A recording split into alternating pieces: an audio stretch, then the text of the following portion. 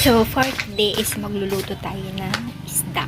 So, ngayon is kukuha tayo ng kamyas. Ayan.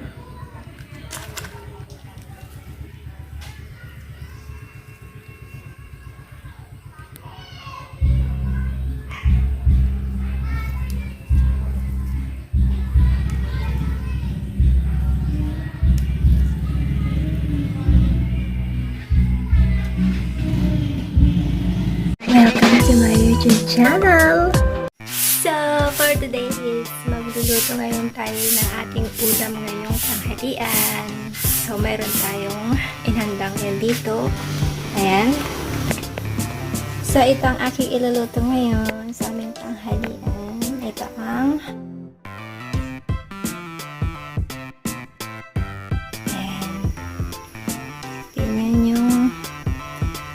mata na isda.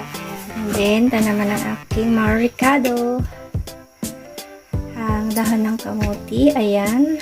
Ginawa ko yan sa aking little farm. Kamatis.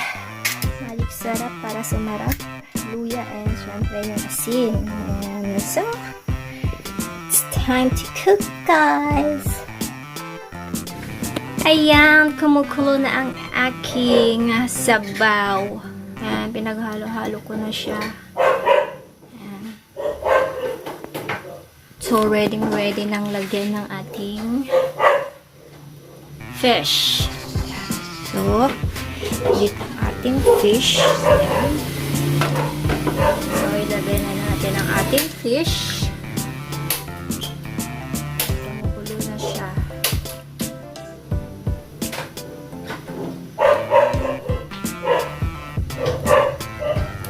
Naghalo-halo kang aking rekado. Ayan. Nilagyan ko siya ng kamyas. Ang aking dagdag recipe.